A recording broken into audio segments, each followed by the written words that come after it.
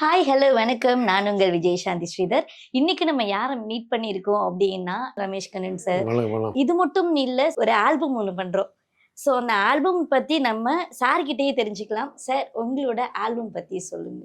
பிரதாப் என்பவர் பாடல் எழுதி இசை வந்து கருணாண்டவர் பண்ணியிருக்காரு. நாராயணவர் பாடியிருக்கிறாரு. ரொம்ப அருமையான சாங்ஸ், 2 சாங். Melody song. ஆக்சுவலாக பார்த்தா ஜீசஸுக்கு இது ஒரு பெரிய ஊழியம் மாதிரி தான் அது. சார், ஆக்சுவலா என்னன்னா, உங்களோட காமெடிக்கு அளவே இல்லைன்னு எங்க எல்லாருக்கும் தெரியும். அது மட்டும் இல்ல, நீங்க ஒரு டைரக்டரும் கூட. சின்ன வயசுலேருந்து உங்கள பத்தி நாங்க நெறையாவே கேள்விப்பட்டிருக்கோம். நெறைய ட்ராமா, அதாவது உங்களோட ஜர்னி வந்து 5 வயசுல ஆரம்பிச்சது. ஆமாம் ஸோ நெறைய ட்ராமாஸ் பண்ணியிருக்கீங்க. ஒரு 1000 ட்ராமாஸ் கிட்ட ஆமாம் பண்ணியிருப்பீங்க.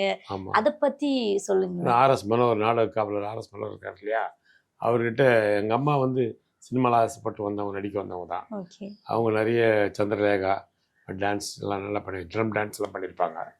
அப்புறம் சக்கரதாரில் நடிச்சிருக்காங்க. நிறைய படங்கள் பண்ணியிருப்பாங்க. சின்ன சின்ன வேஷம் தான். அப்புறம் பத்மினி ராகினியில் வச்சு ட்ராமா போட்டாங்க. அப்புறம் சீன் செட்லாம் வரைஞ்சி வாடகை விடுவாங்க அவங்க ட்ராமாவுக்கு, நடன குழுவுக்கு. அப்புறம் நடன குழு வச்சுருந்தோம் நாங்கள், நிருத்திய சஞ்சிதான்னு சொல்லிட்டு. அப்போ மனோகர் சார் எங்கள் தெரு, பக்கத்து தெரு தான் அவர். அவருக்கும் நாங்கள் வாடகைலாம் சீன்ஸ்லாம் அவர் பெரிய காட்சி ஜோடி பிரம்மாண்டமாக பண்ணுவார். சில ஒரு காட்சி 2 காட்சிக்காக செய்யணுமென்று நம்மகிட்ட வாடகைக்கு வாங்குவார். அப்படி பழக்கம் போது சின்ன பையன் ஓனர் கேட்டோம்.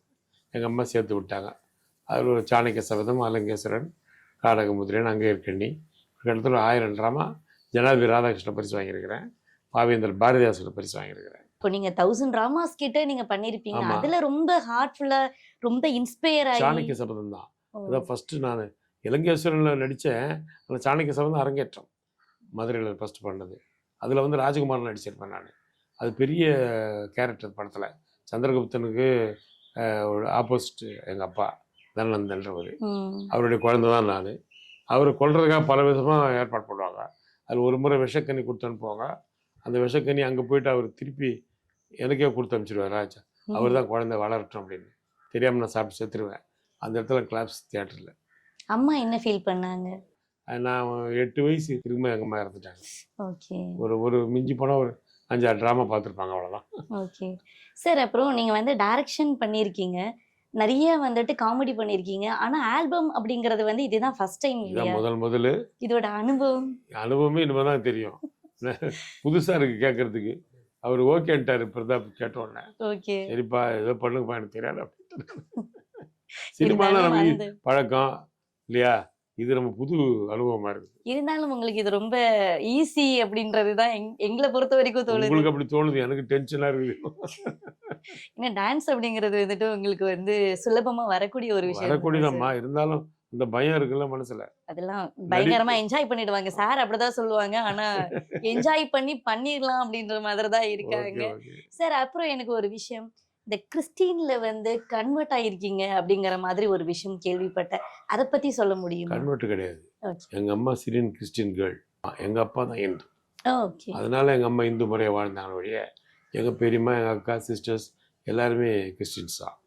ஆமா, எங்க அம்மாவும் 2 சித்தி மட்டும் இந்து கல்யாணம் பண்ணதுனால அப்படி இருக்குது. ஆனா இப்பயும் நிறைய விஷயங்கள் பண்ணிட்டு இருக்கீங்கல்ல சார்? இப்போ நான் வந்து சாட்சிகள் கொடுக்குறேன். எல்லா இடத்துலையும் சாட்சி செய்தியை சேர்த்த மாதிரி கிட்டத்தட்ட ஒரு மாசத்துல 5 சர்ச் 6 சர்ச் போயிடுவேன். தமிழ்நாட்டில் எல்லா சர்ச்சும் போயிட்டு இருக்கேன்.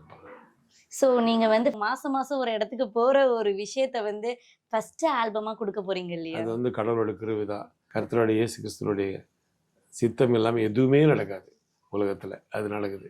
என் லைஃப்பில் எல்லாமே அவர் தான் பண்ணார். ஒரு ஸ்டெப்லையும் பிரச்சனை வரும், அவர் தான் காப்பாற்றி விடுவார்.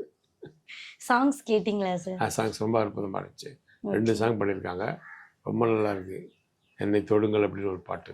ஒரு தடவை என்ன தொட்டுட்டிங்கன்னா போதும், எனக்கு நான் உங்களோட கை கோர்த்து வருவேன், உங்களோட பேசுவேன், உங்கள் சித்தம் தான் நடக்கிற மாதிரி நான் செய்வேன், உங்களை போல் நான் வாழணும், உங்களை போல் நான் மாறணும், அருமையான லிரிக் எழுதியிருக்கிறாரு. அது ஒன்று. அப்புறம் இன்னொரு பாட்டு வந்து அழகான இயேசு ஒன்று இருக்குது. புறாவின் கண்கள் உள்ள மாதுளம் கண்ணத்தி உடையவர் அப்படின்னு அவரை பற்றிய பாடலும் இருக்குது. ஓகே சார், அப்புறம் ஒரு காமெடி வந்து நீங்க ரொம்ப நல்லாவே பண்றீங்க.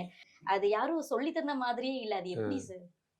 அதாவது காமெடின்றது எனக்கு சின்ன வயசுலேருந்தே என் குடும்பத்தில் ஒரு இருக்கிற பசங்க, நாங்கள் சித்தி பசங்க எல்லாருமே எப்போவுமே காமெடி தான். நாங்கள் வீட்டில் அந்த அரட்டை அடித்து அந்த பழக்கத்தில் இயற்கையாக வரும் காமெடி எனக்கு. நான் ஒரு காமெடி மாதிரி நினைச்செல்லாம் பண்ண மாட்டேன். நான் எதாச்சும் பண்ணுவேன், நல்லா வந்து இன்னொன்னு நீங்க நடிச்ச அத்தனை படங்கள்லயும் அந்த ஃப்ரெண்ட்ஸ் படம் வந்துட்டு மறக்க முடியாத அனுபவம் ஆமா. எங்களுக்கே அப்படி இருக்கும் ஆமா. பொழுது நீங்க என்ன ஃபீல் பண்றீங்க? சித்திக் சார் தான் இருக்குது. எல்லா படம் சித்திக் சார் தான் அவருடைய முழு என்ன சொல்ல credit goes to Siddique sir தான். அவர் இல்லைன்னா அந்த படம் வந்திருக்காது. இன்னைக்கு வரைக்கும் அந்த படம் வந்து சின்ன குழந்தைகள் லெவல் வரைக்கும் போயிட்டு இருக்குது. எல்லாரும் ரசிக்கிறாங்க அந்த படத்தை. உங்க பொண்ணு கூட இப்போ என்ன சொன்னாங்க? ஃப்ரெண்ட்ஸ் பார்த்து சிரிச்சுக்கிட்டே இருப்பேன் நல்லா. அந்த காமெடிய பார்த்து பார்த்து சிரிச்சுட்டே எனக்கே அது மனப்பாடம் ஆயிடுச்சு. அதெல்லாம் ஒரு கிஃப்ட் தான் நம்ம. இப்பயும் நீங்க அத பார்த்து ரசிக்கிறது. ஆமாமா. Okay sir.